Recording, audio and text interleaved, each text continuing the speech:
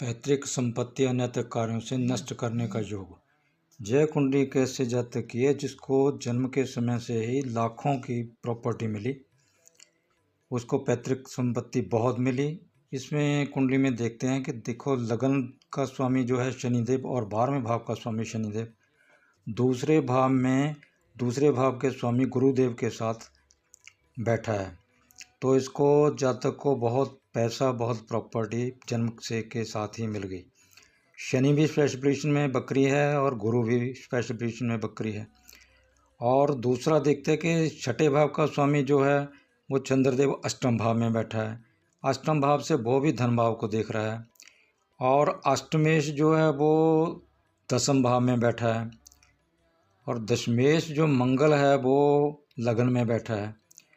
तो ऐसे ये योग बना के इस जातक ने, जब अष्टमेश दसवें भाव में बैठता है तो आजीविका के क्षेत्र में सफलता नहीं देता, असफलता का कारण बनता है। काफ़ी कुंडलियों में देखा गया है। या तो वो अष्टम हाउस के से जुड़कर ही काम करे तब सफल होता है, नहीं तो उसको सफलता मिलती है। दूसरे पंचम भाव का स्वामी जो है बुध देव, वो बैठा है दसम भाव में, साथ में शुक्र देव है। इस जातक ने जुआ, सट्टा, इन अनैतिक कार्यों में भी पैसा लगाया, उसमें भी इसको लॉस हुआ।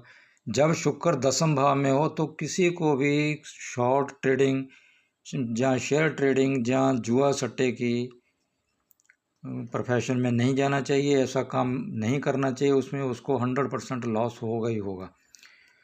तो दशमेश मंगल का शत्रु क्षेत्रीय होकर लगन में बैठना जो है, तथा अष्टमेश का दसम भाव में होना आजीविका क्षेत्र में असफलता का कारण बनता है।